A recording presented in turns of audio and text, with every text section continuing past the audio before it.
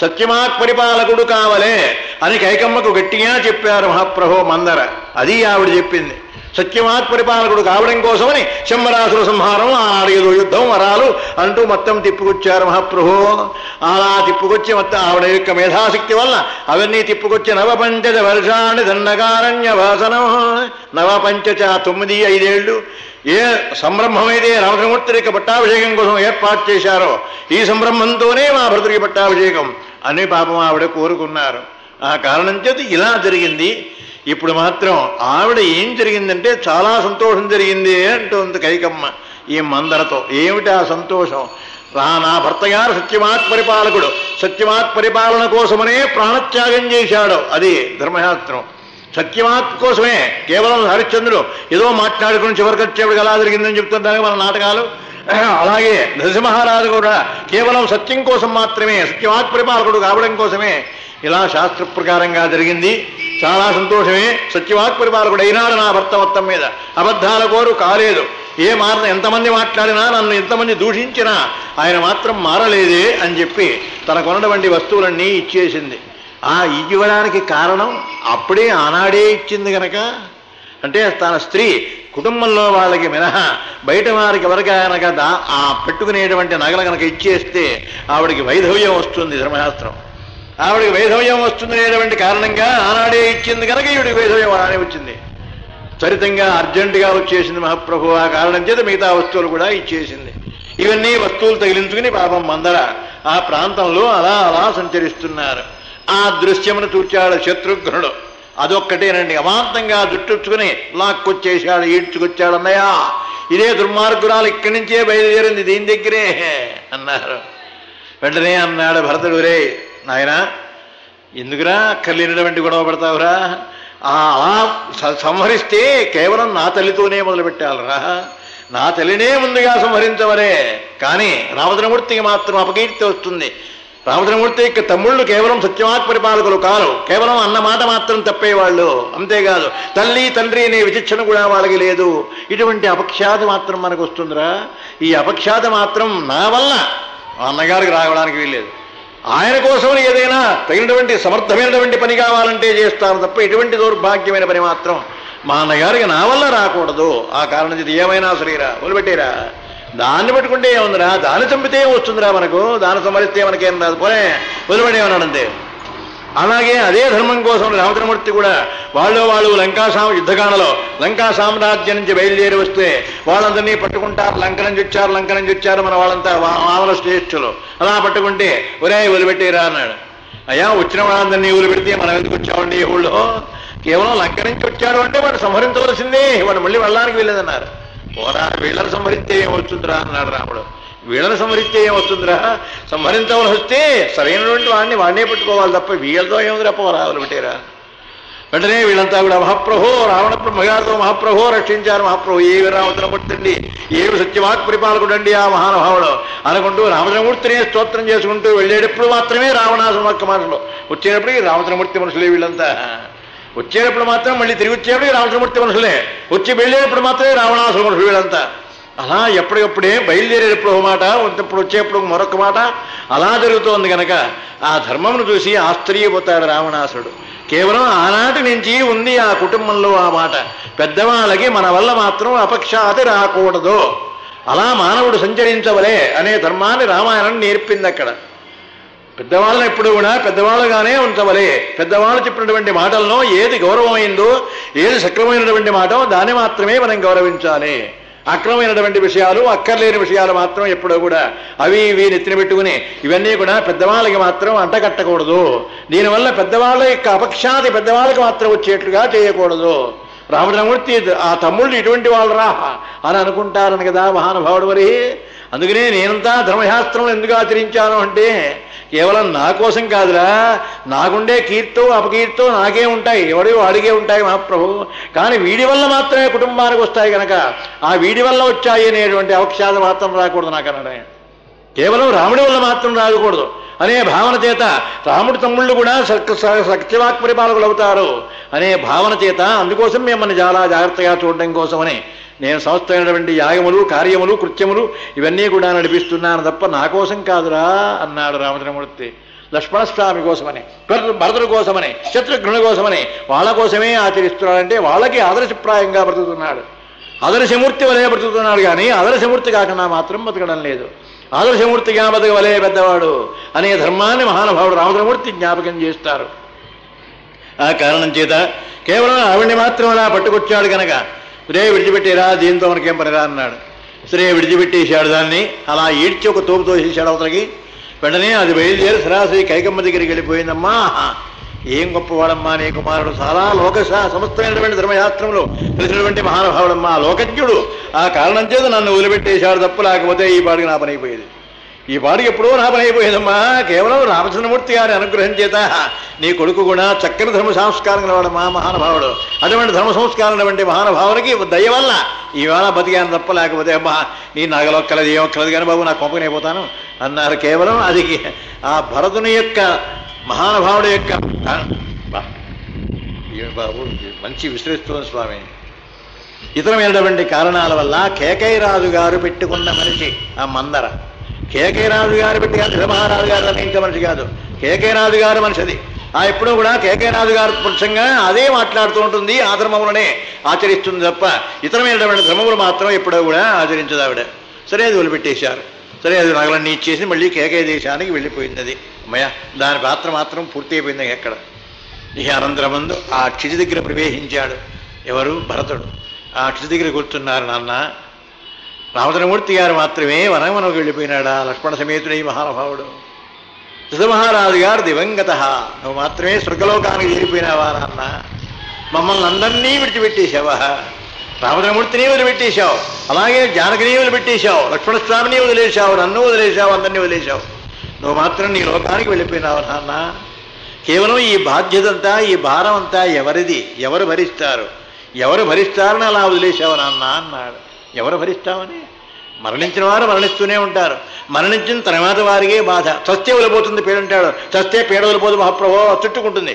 మిగతా వాళ్ళకందరికీ పేడ చుట్టుకుంటుంది. చస్తే వదిలిపోతుంది అనుకుంటాడే, ప్రాణం విసుకొచ్చినప్పుడు చస్తే పోయేది, చస్తే పోతుంది. చస్తే ఏం పోతుంది? తింటే 4 మెతులతోనే పోతుంది. ఆ చస్తే మాత్రం ఇంకా చాలా చుట్టుకుంటుంది.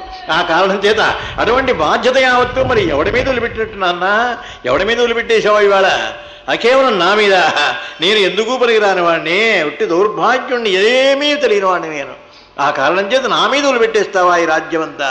ఈ రాజ్యాన్ని గురించి సమాధానం నేను ఏమని చెప్పాలి? ఈ రాజ్యంలో ఎవరికి ఏం చెప్పాలి? రాజ్యం అనేది ఎలా నడిపించాలో కూడా నాకు తెలియదే నాన్న. అటువంటి వాడు నన్ను మాత్రం సమర్థమైనటువంటి రామచంద్రమూర్తిని మాత్రం వదిలేశావా? రామచంద్రమూర్తిని అరణ్యానికి పంపించేశావా? అందుకనే ఒక ధర్మం రాశాడు దీని మీద. ఎందుకో తెలుసా? రామచంద్రమూర్తి అరణ్యానికి వెళ్ళమనగానే సంతోషించాడు. ఎందుకో తెలుసా? నిజంగా ప్రేమ కలగాలి అంటే మహారాజు గారి ప్రేమ నా మీదే ఉంది, భరతుల మీద లేదు, నాతుల మీద లేదు. నా మీద ప్రేమ ఉంది కనుక నన్ను మాత్రం హాయిగా బ్రతకమన్నారు. భరతుల మీద ప్రేమ లేదు కనుక రాజ్యం నెత్తిన పెట్టారు. కొట్టుకు చావరా నువ్వు, అందులో ఆ మురికి కోపంలో పడిపోరా, అందుకోసమే వాడికి వీడికి ఇస్తూ ఉండడం, పుచ్చుకుంటూ దుఃఖమాలు లాపాయని చెబుతూ ఉండవు ధర్మయాత్ర. ఎందుకని ఇదంతా అక్కలేను గొడవ? దాని వాడికి బరువా, లేకపోతే పుట్టబోసుకుంటూ అరణ్యాల్లో హాయిగా తిరిగేవాడికి బరువండి మహాప్రభు. అందులో రామచంద్రమూర్తికే సుఖం, హాయిగా సుఖంగా రామచంద్రమూర్తిని క్షేమంగా తన తపస్సులు చేసుకుంటూ తన ధర్మాన్ని ఆచరించమని లోపల అధిరాజ మహారాజు గారి అభిప్రాయం రాశాడు. ఒక ఆయన వాల్మీకి రాలేదు మహాప్రభు, ఒక ఆయన రాశాడు ధర్మశాస్త్రం దాని మీద. ఆ కారణం చేత మరి చాలా మందికి ధర్మశాస్త్రము చెప్పేదే రామాయణం అయింది. రామాయణం ధర్మశాస్త్రములు అనేక మందికి జ్ఞాపకం చేస్తున్నది. ఆ కారణం చేత మహారాజు గారు వాళ్ళ కారణం వల్ల ఆ మహానుభావుడు రామచంద్రమూర్తి మాత్రం సంతోషంగా ఉన్నాడు. భరతుడు మాత్రం ఈ అనేక రకములైన ఆవేదనలు పడుతున్నాడు. ఆవేదన పడుతూ మొత్తం మీద అలా ఎలా నిర్ణయం తీసుకుందాం అనుకుంటున్నాడు. అలా చేస్తున్నాడు, ఇలా చేస్తున్నాడు. పాపం ఆ అక్షయ దగ్గరికి కూర్చొని ప్రమాణం చేశాడు. అయోధ్యాం న ప్రవేశ్యామి తపోవనాన్నో. నాన్న, అయోధ్యాం న ప్రవేశ్యామి, రామచంద్రమూర్తి లేని అయోధ్యలో మాత్రం ఇక ఉండను అన్నయ్య. నాన్న, అయోధ్యలో మాత్రం ఇక ఉండను, రామచంద్రమూర్తి అయినటువంటి అయోధ్యలో ఉంటానా అంటే రామచంద్రమూర్తి లేనటువంటి, అంటే లోపల జీవుడు లేని శరీరం ఎందుకు పనికిరాదు. అది అయోధ్యాం న ప్రవేశ్యామి తపోవనాన్ని ఈడ్చి పారేస్తారు ఈ దేహాన్ని. అందువల్ల ఇది కూడా వెళ్ళిపోవలసిందే. లోపల జీవుడు రాముడనే వాడు కనుక లేకపోతే ఈ అయోధ్య ఒట్టిదిరా, ఎందుకు పనికిరాదు. ఇక అందువల్ల రాముడే ఉండవాలి పరమార్థం అది. కానీ బయట మాత్రం అర్థం చెప్పుకుంటున్నాడు పాపం మహానుభావుడు దుఃఖంతో. మహారాజు గారు మరణిస్తే ఆ క్షితి దగ్గర కూర్చుని ప్రమాణాలు చేసుకుంటున్నాడు పాపం మహానుభావుడు. ఏదో రకరకములైన బాధలు పడుతున్నాడు.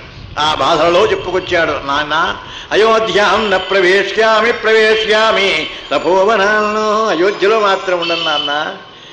కేవలం రామచంద్రమూర్తి ఎక్కడున్నాడు మహానుభావుడు ఆయన దగ్గరికే చేరిపోతాను, నేను కూడా తపోవనానికే వెళ్ళిపోతాను తప్ప నేను మాత్రం అయోధ్యలో ఉండను, రాజ్య పరిపాలన మాత్రం నేను చెయ్యను నాన్న అన్నాడు. ఇదే ఆన ఇస్తున్నాను నీకు, ఇక మాత్రం నేను ఈ అయోధ్యలోనే ఉండనున్నాడు. సరే అలా నమస్కారం చేసుకున్నాడు, అలా ఆనకట్టుకున్నాడు. అనంతరం ముందు మహానుభావుడు కొంచెం అలా ఎలా తిరుగుతున్నాడు. మరునాడు తెల్లవారుజామున ప్రభు గారికి జై అనుకుంటూ పొద్దున్నే ఆ మాగధులు ఉంటారే స్తోత్ర పాఠాలు చేసేవాళ్ళంతా, వాళ్ళు వచ్చి భరతుడికి ప్రభు గారిగా సమస్తమైనటువంటి గీతములు నృత్యములు గానములు ప్రారంభం చేశారు. పక్కనే ఉన్నటువంటి పాపం లక్ష్మణస్వామి వారు ఈ మహాభరతుడున్నాడే శత్రుఘ్నుని అమాంతంగా లేపాడు. ఒరే చూడరా ఇదంతా కైకమ్మ కుట్రరా, కైకమ్మ కుట్రలో ఇదో భాగం. అంటే నన్ను ప్రభువుని స్తోత్రం చేసేటప్పటికల్లా నేను కూడా పొంగిపోతాను, ఇటువంటి గౌరవం ఉంటుంది కావాలి, ఇన్ని లాంఛనాలు ఉంటాయి కావాలి నాకు అనేటువంటి సంతోషంతో ఎలాగైనా ప్రభుత్వములకు మారిపోతాను, రాజ్యం చేస్తాను అని పాపం ఆవిడికి ఆలోచన ఉంది. ఆ కారణం చేత ఆవిడ ఆలోచనలో భాగమేరా ఇది కూడా, ఆవిడ ఆలోచనలో భాగమే. అందుకోసం ప్రత్యేకించి నన్ను మాత్రం స్తోత్రం చేస్తుందా, ఎవరా రాజు ఇక్కడ నల్లేచి, ఎవడరా రాజు, ఎవడున్నారా ఇక్కడ రాజు. ఆ కారణం చేత ఎవడరా రాజు ఇక్కడ, ఎవడో కూడా రాజే లేడు, పందుకు పనికిరాని వాడు భరతుడు. ఆ కారణం చేత ఏమైనా సరే నాకు మాత్రం సుప్రభాతం పాడేటువంటి అవకాశం లేదు, సుప్రభాతం అవసరమే లేదురా అన్నాడంతే. పాపం వీళ్ళంతా మాగధులంతా కూడా ఎక్కడ వారక్కడ, ఎప్పుడైతే రథమహారాజు గారు అన్నాడో ఎక్కడ వారక్కడ పాపం తగ్గిపోయినారు. సరే మరునాడు పొద్దున్నే నియమాంతంగా సభలోకి వెళ్ళి సభను ఏర్పాటు చేశారు. రథమహారాజు గారు సభ వలే సభ యావత్తు కూడా సమస్తమైనటువంటి రాజాధిరాజులు, సమస్తమైనటువంటి జనం, ఇతరమైనటువంటి భక్తులు అందరితో కూడా నిండిపోయిందట సభ యావత్తు కూడా. చాలా కోలాహలంగా ఉంది సభ. ఆ సభ చూస్తే మహానుభావుడు వశిష్ఠ మనసు కనిపించిందిట. నిజంగా రథమహారాజు కొడుకు కనిపించాడు రా వీడు అనిపించింది ఆయన. రథమహారాజు కొడుకు కనిపించాడు రా, రథమహారాజు గారి సభ ఎలా ఉంటుందో అలాగే ఉందిరా భరతుని యొక్క సభ కూడా అనుకున్నాడు, సంతోషించాడు ఆయన. సరే సభలో 50 మంది కూడా కూర్చున్నారు, సభ యావత్తా కూడా తీర్చి ఉన్నది. ఆ సమయంలో మొదలుపెట్టాడు పాపం భరతుడు. నుంచునే ఉన్నాడు వాడు, సింహాసనం మీద మాత్రం కూర్చోలే. అందరూ కూడా కూర్చోండి మహాప్రభు, మీరు కూర్చునే సీట్ అదే, మీరు కూర్చునే సీట్ అదే మీ సీటు అన్నారు. నేను మాత్రం ఆ సీట్లో కూర్చోనన్నాడు. ఆ పక్కన ఉన్నటువంటిది ఏదో లాగి దాని మీద కూర్చున్నాడు. దాని మీద కూర్చు సింహాసనం మీద కూర్చునే అధికారం రాముడిదిరా. సింహాసనం మీద ప్రభు అయిన వాడే కూర్చోవాలి తప్ప నేను మాత్రం కూర్చునే పని లేదు, నాకు కూర్చునేటువంటి అవకాశమే లేదు. ఆ కారణం చేసి నేను మాత్రం ఇక్కడ కూర్చోనన్నాడు. ఆ పక్కన సొంతమైనటువంటిది ఏదో కుర్చీ లాక్కున్నాడు, దాని మీద కాసేపు కూర్చున్నాడు. అనంతరం ముందు లేచి నుంచున్నాడు. అయ్యా మహానుభావులారా, ఈ ధర్మశాస్త్రం ఎందుకు ఏర్పడింది అన్నారు. ఏమిటి కారణం? ఇలా జరిగింది కదా, ఇక నా కర్తవ్యం ఏమిటి, ఏమని నేను కర్తవ్యాన్ని పూర్తి చేయవలే, ఏ భావనతో పూర్తి చేయవలే, ఏమని పూర్తి చేయవలే నేను అన్నాడు పాపం మహానుభావుడు. కథలో పెద్ద సారాంశం గల కథ కాదండి, ఇవాళ ముందుకు వెళ్ళిపోతుంది కథ.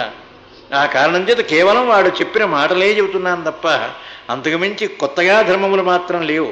నేను చెప్పాను కదా, ఇక్కడి నుంచి అయోధ్యగా అరణ్యకాండ అయిపోయే వరకు కూడా ధర్మాలు ఉండవు. ఇక కేవలం అయోధ్యకాండలో ఆ ఘట్టాలు ఉన్నప్పుడు మాత్రమే చెప్పేస్తాం, వెళ్ళిపోతుంది కదా. ఆ కారణం చేత అయ్యా ఎందుకు ఏర్పాటు చేసినండి మహాప్రభు అన్నారు. ఎందుకేమిటయ్యా అన్నాడు వశిష్ఠుడు.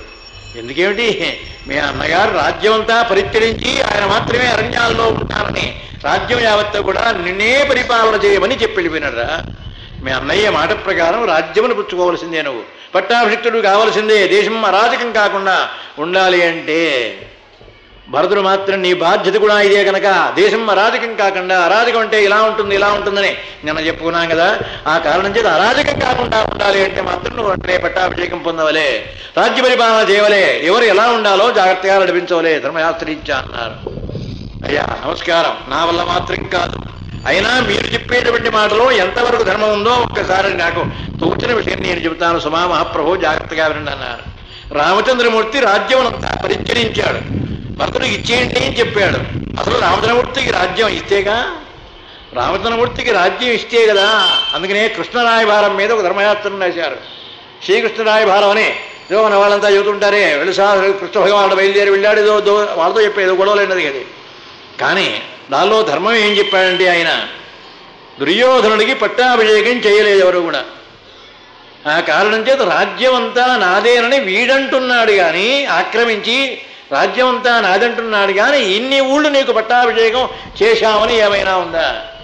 ఆ పట్టాభిషేకమే చేయలేదు గనక ఆ కారణం చేత ఇందులో భాగం మాత్రం ఇప్పించండి అని మాత్రం దేహీని అడగడం కోసమని కృష్ణ పరమాత్మంతటి వాడు కేవలం ఏదో కౌరవుల్ని అడగడం కోసం పెడతారా? అడగలేదురా.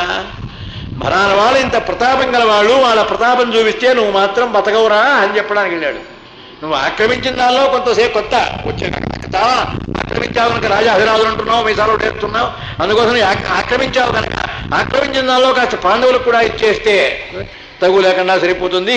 దంగా తగువే అంటూ వచ్చిందో ఇక మీ వల్ల మాత్రం కాదురా అని హెచ్చరించడం కోసమని వెళ్ళాడు తప్ప ఈ రాయవారం కేవలం ఆస్తిని పంపడం కోసం మాత్రం కాదు.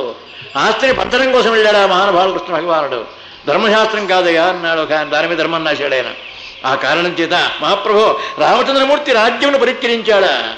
రామచంద్రమూర్తిని పరిత్కరించడానికి రాముడు రాజ్యం ఇదే కాదు అసలు. నాకొచ్చేవాడా కూడా ఇచ్చేయమన్నాడు అంతే. ఆయన ఒకే మాట అన్నాడు. ఆయనకు వచ్చే మాట అంటే ఆయనకు పట్టాభిషేకం చెయ్యాలి ధర్మరాజ మహారాజు గారు అనుకున్నాడు అంతే. ఆ కేవలం ఇదంతా కూడా మా అమ్మ దగ్గర నుంచి బయలుదేరిన మాటలు అంతేగాని కేవలం దీనిలో కార్యక్రమం మాత్రం ఏదో జరిగింది మాత్రం ఏమీ లేదు మహాప్రభు. ఏమైనా సరే మహారాజు గారు ఏదో అనుకున్నాడైనా ఆయన కూడా పట్టాభిషేకం చేయలేదు. సరే మధ్యలోనే ఆగిపోయింది. అనంతరం ముందు నా వాటా కూడా ఇచ్చేయండి, అదంతా కూడా మా భర్తరే అనుభవిస్తారన్నారు. నా మీద ప్రేమతో అన్నాడు ఆయన. ప్రేమతో అన్నాడు తప్ప కేవలం దాంత మాత్రం చేత హక్కు యావత్తు కూడా పుట్టినట్ట. హక్కు మాత్రం నాకు ఏమీ పుట్టలేదు, నాకు అక్కర్లేదు మహాప్రభు. ఆ కారణం చేత ధర్మశాస్త్రాల గురించి మీరు మాత్రం చెప్పే అధికారం మీకు లేదు. ఈ రాజ్యం మాత్రం నాది కాదు, నాకేమీ సంబంధం లేదన్నాడు అంతే భరతుడు.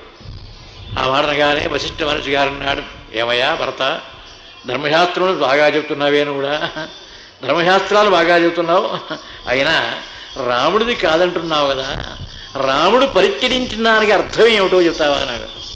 రాముడు పరిత్యజించిన దానికి అర్థం ఏమిటి? నేను ఉద్దేశాను అనే చెప్పాడే, దానికి అర్థం ఏమిటి? దానిలో ఏం చెప్తావు? ధర్మశాస్త్రం మరి అక్కడ ఆ మాటకి అర్థం ఏం చెప్తావు నువ్వు అన్నాడు. అయ్యా దానికి కూడా ధర్మశాస్త్రం చెప్తానన్నాడు భరతుడు. దానికి కూడా ధర్మశాస్త్రం చెప్తానండి మహాప్రభు అన్నాడు. ఇది చెప్పు అన్నాడు ఆయన. వశిష్ఠ మహర్షి గారు ఇది చెప్పబోయా అన్నాడు. అయ్యా ప్రతి వాడికి కూడా జీవితంలో తనకు సంబంధించిన కార్యక్రమాలన్నీ సంబంధములన్నీ దాంతో పట్టుకునే ఉంటాయి వాడిని. అవన్నీ పరిత్యజించడమే నేను పరిత్యజించేటువంటి విషయం. ఈ రాజ్యములను కాదు నేను పరిత్యజించవలసింది. రాజ్యం నాకు రాలేదు కనుక నేను కూడా పరిత్యజించేది లేదు. అసలు నాకు ఉన్నటువంటి సంబంధ బాంధవ్యములే పరిత్యజించేస్తున్నాను. నా దేహానికి ఉన్నటువంటి సమస్తమైన ఈతిమాసలు ఏవైతే ఉన్నాయో అన్నీ వదిలేస్తున్నాను నేను. అంచేత కేవలం నేను రామచంద్రమూర్తి యందు విలీనమైపోయి రామచంద్రమూర్తి యొక్క సేవ చేసుకుంటూ ఉంటాను తప్ప ఇతరమైనటువంటి బాంధవ్యములు కానీ సంబంధములు కానీ దీనివల్ల వచ్చేటువంటి రాజ్యంలో ఉన్నటువంటి సంపర్కం కానీ రాజ్యం వస్తుందనే కోరిక కానీ ఇవన్నీ కూడా నాకు నవ్వించిపోతాయి మహాప్రభు. ఇటువంటి కోరికలు మాత్రం నాకు ఏమీ లేవు, ఇక ఏమీ నాకు అక్కర్లేదన్నాడు. మరి ఏమి అక్కర్లేకపోతే దేశం ఏమైపోతుంది అన్నాడు ఆయన. దేశం ఏమైపోతుందిరా, దేశం అరాజకమైపోతుంది కదా అన్నాడు. చిత్తం దేశం కావాలనుకున్న వాడికి అరాజకం అవుతుందో రాజకీయం ఏమవుతుందో ఏమవుతుందో, దేశమే ఎక్కలేదు అనుకున్న వాడికి నాకేమిటి ఇంకా అసలు దేశమే ఎక్కర్లేదంటే ఇక నాకు అరాజకమైపోతుంది, నాకెందుకండి ఇది అరాజకమైపోతుందో ఏమైపోతుందో నాకు అక్కర్లేదు. ఇక అది నాది అని అనుకుంటే నాకు సంబంధం. అందుకనే నాది అని అనుకునే విషయాన్ని కూడా వదిలిపెట్టేశాను. అందుకనే కర్మను దాటిన వాడు మహానుభావుడు రాముడు ఒక్కడే, రామచంద్రమూర్తి ఒక్కడే కర్మను దాటినటువంటి మహానుభావుడు. ఆ కర్మను జయించిన వాడు రాముడు ఒక్కడే. వీళ్ళంతా కర్మకి బద్ధులై ఉన్నారు. ఈ కర్మకి బద్ధులై కూడా భరతుడు కూడా వదిలేశాడు. ఇక భరతుడు కూడా వదిలేసిన తర్వాత జరగవలసింది ఏమిటి అన్నారు వీళ్ళంతా. అయ్యా ఏముందండి మహాప్రభు, ఏమైనా నీకు పట్టాభిషేకం అంటున్నావు, నువ్వేమో కాదంటున్నావు అన్నారు. నేను ఏమైనా సరే నేను కాదనే చెప్తున్నానయ్యా, సభలో అందరి చేత కూడా చెప్పిస్తాను ఒప్పిస్తాను మీ అందరికీ కూడా అన్నాడు. మహానుభావులు ఎందరున్నారా సభ్యులంతా. రథమహారాజు గారి నాటకాయతో మా వంశం యొక్క కీర్తి ఎటువంటిదో, దీని యొక్క ప్రతిష్ట ఏమిటో, ఈ రాజ్యం ఎలా ఉండేదో ఈ సభ్యులకందరికీ తెలుసు. ఈ సభ్యుల్ని చెప్పమండి, రామచంద్రమూర్తి రాజ్యం బాగుంటుందా, దౌర్భాగ్యమైన నా రాజ్యం బాగుంటుందో వీళ్ళే చెబుతారు. అంతేగాని వీళ్ళేం భయపడి ఏదో చాటుగా వీళ్ళు చెప్పుకోవడం కాదు మహాప్రభో, ఇప్పుడే చెప్పిస్తానన్నాడు. సమస్తమైన వాళ్ళు ఉన్నారు, తెలుగులో నూనె గానుగా ఆడించే వారితో సహా ఉన్నారండి. వీరందరి చేత చెప్పిస్తానన్నాడు. అయ్యా రామచంద్రమూర్తి రాజ్యమే బాగుందండి, యశమహారాజు గారి రాజ్యం వచ్చి చెప్పుకుంటే తప్ప బాధలేం తగ్గవండి అని వాళ్ళే ఒప్పుకున్నారు కదా రామచంద్రమూర్తి రాజ్యం కావాలని. మరి రామచంద్రమూర్తి యొక్క రాజ్యంతో పాటు నా రాజ్యం అయ్యో నా దౌర్భాగ్యుడు నా వంటి సన్యాసి రాజ్యం చేస్తే ఉంటుందా? నా రాజ్యానికి విలువ వస్తుందా మహాప్రభో? ఏమైనా సరే రాముడే చేయవలే అన్నారు. అయ్యా చెప్పండి చేతులు ఎత్తండి అన్నారు. ఇక అలా అందరికీ ఓటింగ్ పెట్టి సేపటికల్లా రామచంద్రమూర్తికే జై, అందరూ రామచంద్రమూర్తికే. రామచంద్రమూర్తికి చూసేవాళ్ళ మహానుభావులు ఎంతమంది ఉన్నారా? రామే రాజ్యం ప్రశాసతి, రామచంద్రమూర్తి కనుక రాజ్యం చేస్తే సమస్తమైన ధర్మములు కూడా సక్రమంగా నడుస్తాయి, కాలం అంతా సక్రమంగా నడుస్తుంది. ఇతరమైనటువంటి ఈతి బాధలు ప్రజలకు ఎప్పుడూ ఇటువంటి ఇబ్బందులు కూడా ఏమీ కూడా ఉండవు, సందేహం లేదు. అది రామచంద్రమూర్తి యొక్క రాజ్యం అంటే. రామే రాజ్యం ప్రశాసతి, రామచంద్రమూర్తి రాజ్యం చేస్తుంటే సమస్తమైన వృక్షములు కూడా అలా పుష్పములతో నిండి ఉండేవిటండి రామచంద్రమూర్తి యొక్క రాజ్యంలో. రామే రాజ్యం ప్రశాసతి, రామరాజ్యంలో ఎవడు లుబ్ధుడనేవాడు లేడు, ఎవడో కూడా కేవలం స్వార్థపరుడు అంతకన్నా లేడు మహాప్రభు. భక్తుల యందు ప్రేమ గలవాడు కానీ ప్రేమ లేనివాడు కానీ ఎవడూ లేడు మహాప్రభు, అందరూ ప్రేమ గలవాళ్లే. అలా జరిగింది రామచంద్రమూర్తి యొక్క రాజ్యం. ఆ కారణం చేత రామచంద్రమూర్తి యొక్క రాజ్యానికి అందరూ చేయెత్తేశారు. ఒరే నా రాజ్యానికి ఎవడెత్తట్లా? చూశారా మహాప్రభు? వశిష్ఠ మహర్షి గారు చూశారా స్వామి నాకెంత విలువ ఉందో, మా రామచంద్రమూర్తికి ఎంత విలువ ఉందో చూశారా మహాప్రభు? ఆ రాజ్య పరిపాలన చేసే అధికారం ఆయనది, అటువంటి బాధ్యత కూడా ఆయనకే ఉందండి, అయోధ్యను పరిపాలించే అధికారం. ఏదో మధ్యలో మా అమ్మ జరిపినటువంటి కుట్ర, ఇదంతా కూడా కేవలం కుట్ర అంత. ఆ కారణం చేత నువ్వే రాజు కావాలి అని మీరంతా కూడా మహాప్రభు వశిష్ఠాది మహర్షులు మీరంతా మహాతపస్సులే, అటువంటి మీరు కూడా అలా చెప్పడం ధర్మశాస్త్రం కాదు కదండి, ఏమైనా సరే మీరు అలా చెప్పడానికి వీలు లేదన్నాడు. అప్పుడు అన్నాడు మహాప్రభు వశిష్ఠ మహర్షి గారు, నాయన నేను చెప్పకూడదు కానీ ఇంటి పురోహితుడిని కనుక నా ధర్మం నేను నిర్వర్తించాలి కదా అన్నాడు ఆయన. ఇంటి పురోహితుడిని కనుక నా ధర్మం నేను నిర్వర్తించవలే, ఎంచేత అనంతరములు తరమే వారే రాజ్యం కావాలి, ఎవరుంటే వారికే పట్టాభిషేకం చేయాలి, అంతేగా. మరి పెద్దవాళ్ళు వెబుతున్నారు, మిగతా వాళ్ళు అక్కర్లేదంటున్నారు, ఏ ఊరుగా కావాల్సిన వాడికి ఏదో చేయాలి కదా. ఆ కారణంగా నేను నీకు పట్టాభిషేకం చేయాలి కనుక నా బాధ్యత నాది, అందుకని నేను ఉండమన్నాను తప్ప కేవలం రామచంద్రమూర్తి రాజ్యం బాగుండదని దానికి దీనికి తేడా చూస్తే రామచంద్రమూర్తికే ఓట్లు వస్తాయని అవన్నీ ఆ లెక్క నాకు అక్కర్లా. కేవలం పరమాత్మ యొక్క ధర్మం చేత మిగిలిన శేషించిన ధర్మశాస్త్రుడి ఇచ్చా, ఇది మాత్రమే ఖాయం. ఏమైనా సరే తరతరాయి వాడే చేయవలసిందే, తరవాయి వాడికి చేయవలసిందే, ఆయన కూడా చెప్పిపోయినాడు కదా అన్నమాట, అందుకోసమే అంటున్నా తప్ప అంతకన్నా ఏమీ లేదన్నాడు. అప్పుడు అన్నాడు భరతుడు, అయ్యా మీరు కేవలం మీ ధర్మాన్ని మీద నిర్వర్తిస్తున్నారు, ఇందులో ప్రభుత్వం ఏమిటో ధర్మం ఏమిటో అయ్యా రాజ్యం ఏమిటో అదంతా నిర్ణయం చేయవలసింది మా అన్నయ్య, నాకు మాత్రం ఏ నిర్ణయమూ తెలియదు, మీతో నాకు వాగ్వాదం చేసేటువంటి ఓపిక శక్తి కూడా నాకు లేవు మహాప్రభు. ఏమైనా సరే ఆ కారణం చేత ఆ నిర్ణయం రామచంద్రమూర్తి చేస్తారనగా రామచంద్రమూర్తి దగ్గరికే వెళ్ళి అప్పుడు నిర్ణయం తీసుకుంటాను, మీ దగ్గర మాత్రం నిర్ణయం తీసుకోనన్నాడు. ప్రస్తుతం నువ్వనా కావాలరా అంటే ఏమైనా సరే ప్రస్తుతం నాకు అక్కర్లేదు, ఇక ప్రస్తుతమైనా నాకు అక్కర్లేదు రాజ్యం. ఆ కారణం చేత రాజ్యం చేయవలనో చేయకూడదు, రాజ్యం అంటే ఎలా చేయవలనో చెప్పవలసిన వాడు మా అన్నగారు రామచంద్రమూర్తి. అందువల్ల రామచంద్రమూర్తి దగ్గరికి వెళ్ళి మహాప్రభు శరణాగతం అంటాను మహాప్రభు నేను వెళ్ళి అక్కడ మహానుభావుడి దగ్గర నిర్ణయం తేలుతుందన్నారు. సుమంత్ర ఇంతవరకు రామచంద్రమూర్తి వెళ్ళి రామచంద్రమూర్తిని పంపించావే గుహుని యొక్క శృంగవీర పట్టణం వరకు కూడా, అంతవరకు నీకు మార్గం తెలుసుగా, మార్గం అంతా బాగు చేయించురా అన్నాడు. మార్గం అంతా బాగు చేయించమన్నాడు. ఆనాడే చెప్పాడు మహాప్రభు ధర్మశాస్త్రం. ఏమని వరదలంతా బయలుదేరి పెడుతుంటే గుట్టలు మెట్టలు లేకుండా చక్కగా సమానంగా ఆ భూమి యావత్తు కూడా బాగు చేశారట. అలాగే మంచినీళ్ళు దొరకడం కోసమని ఎక్కడ పడితే ఎక్కడ పంపులు, అలాగే ఎక్కడ పడితే ఎక్కడ బావులు, అలా మొత్తం మార్గమంతా కూడా తవ్వించాడు. చూడండి భరతుని యొక్క రాజ్యం అంటే ఎలా ధర్మశాస్త్రాన్ని చెప్పాడు మహానుభావుడు. అలా ఎప్పటికప్పుడే నిర్ణయం చేసుకున్నాడు. ఆ నిర్ణయం ప్రకారంగా సమస్తమైన వారు తాగడం కోసం పడుకోవడం కోసమని ఉండడానికి అన్ని ఏర్పాట్లు కూడా మధ్యలోనే చేయించాడు మహాప్రభు. ఆ ఏర్పాట్లన్నీ కూడా అలా చేయించాట మహానుభావుడు భరతుడు. అలా అన్ని ఏర్పాట్లు చేస్తూ రే రామే రాజ్యం ప్రసాదది, ఏమైనా శ్రీరా ఇది రామచంద్రమూర్తి యొక్క రాజ్యం రా, అలాగే ఉండాలన్నాడు. ఇది రామచంద్రమూర్తి యొక్క రాజ్యం, ఆ రాజ్యంలో ఎవరికీ కూడా ఇది లోటు కలిగింది నాకు అనేటువంటి భావన ఎవరికీ కూడా ఉండకూడదు, ఎవరికీ పనికిరాదు. ఆ కారణం చేత ఏమైనా సరే వీరంతా కూడా అలా ఏర్పాటు చేయించమన్నాడు. చక్కగా తుడిచే వాళ్ళని కూడా ఏర్పాటు చేసేటండి. కేవలం ఈ మెయిన్ రోడ్డు వల్ల ఇదంతా కూడా శుభ్రంగా బాగు చేసి ఎక్కడ వాళ్ళక్కడ తుడిచేటువంటి ఏర్పాటు కూడా చేశాడు. చక్కగా రహదారి యావత్తు కూడా ఏర్పాటు చేయించారు. శృంగవీర పట్టణం వరకు కూడా రహదారి వేయించేశాడు. వెంటనే భరతుని యొక్క ఆజ్ఞానుసారంగా యావన్ మంది కూడా చేసేశారు. అప్పుడు అన్నాడు, అరే రామచంద్రమూర్తి యొక్క దర్శనం కావాలని రామచంద్రమూర్తి యొక్క దర్శనమును కాంక్షించిన వారందరూ కూడా బయలుదేరవచ్చన్నాడు ఆయన. రామదర్శన కాంక్షిణ, రామదర్శనం ఎవరు కావాలని కోరుకుంటున్నారో అందరూ కూడా బయలుదేరమన్నాడు. అంతేగాని వారు వీరం లేదు మహాప్రభు, ఎవరైతే కోరుకుంటున్నారో వారందరూ కూడా బయలుదేరవచ్చన్నాడు. ఎవరు బయలుదేరారో తెలుసా మహాప్రభు? బళ్ళు కట్టుకుని కూడా బయలుదేరారండి. 7,000 రథము ఏనుగులు బయలుదేరాయట మహాప్రభు. అలాగే 60,000 రథములు బయలుదేరాయి మహాప్రభు. అలాగే శతయోజనములు షష్ఠీ శతములు అంటే 60,000 అనంతరమంది 7 రథములు బయలుదేరాయి. అనంతరమంది 100,000 ఆ మహా గుర్రములన్నీ కూడా బయలుదేరాయి. అనంతరమందు పాదచారులుగా ఇక వారు వీరు అని చెప్పక్కర్లేకుండా మొత్తం బయలుదేరారు జనమంతా. మహారాజు గారు తల్లులు కూడా బయలుదేరారు, భార్యలు కూడా బయలుదేరారు. ఇలా ఎవరి వారే అందరూ కూడా బయలుదేరుతున్నారు. కౌసల్య, కైకమ్మ, సుమిత్ర ముగ్గురు బయలుదేరారు. వారికి కూడా తినటువంటి ఏర్పాట్లు చేశాడు. అనంతరం ముందు ఎవరు బయలుదేరితే వారికి తినటువంటి ఏర్పాట్లు చేస్తూ ఉండడమే. ఇక కొంతమంది బొళ్ళు కట్టుకుని బయలుదేరారు, కొంతమంది రకరకములైనటువంటి భావనతో కేవలం నడిచి మాత్రమే బయలుదేరారు. అంతవరకు ఓపిక లేని వాళ్ళు. ఓపుకున్న వాళ్ళంతా బళ్ళు కట్టించుకు బయలుదేరారు బళ్ళ మీద. కొంతమంది సామాను సర్దుకున్నారు, కొంతమంది కేవలం వండుకోవడానికి తగిన ఏర్పాట్లన్నీ చేసుకున్నారు. ఎప్పటికి వస్తామో ఎప్పటికి వెళ్తామో వెళ్ళిపోవడం. రామదర్శన కాంక్షిణ, రామచంద్రమూర్తి యొక్క దర్శనం కావాలని కోరుకున్న వాళ్ళందరూ బయలుదేరమన్నాడంతే. ఇలా మొత్తం యావత్తు సేనా సమేతుడిగా కేవలం భరతుడు బయలుదేరాడు మహాప్రభు. సేన యావత్తు కూడా ధ్వని వస్తోంది. ఎక్కడ బయలుదేరితే ఎక్కడ వింటే అక్కడే ధ్వని బయలుదేరుతోంది. ఎక్కడ చూసినా సరే సేనే. ఎక్కడ చూసినా పాదచారులుగా ఇతరమైనటువంటి ఆయుధములతో, ఇతరమైనటువంటి బలగంతో సహా బయలుదేరారు మొత్తం అందరూ కూడా. యుద్ధమునకు బయలుదేరారా అన్నట్టుగా అనిపిస్తోంది అందరికీ కూడా. రామదర్శన కాంక్షిణ, అయ్యా ఇక్కడికే వచ్చారండి, ఇక్కడే పడుకున్నాడు మొదటి రోజున అన్నాడు ఆ సుమంతుడు.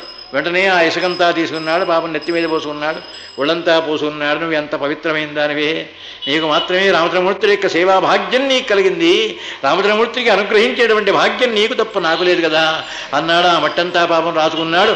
ఆయన మాత్రం పాదచారిగానే పెడుతున్నాడు. ఆయనే రథాలు ఎక్కలేదు, గుర్రాలు ఎక్కలేదు, వాహనాలేమీ కూడా ఎక్కి వెళ్ళడంలా భరతుడు.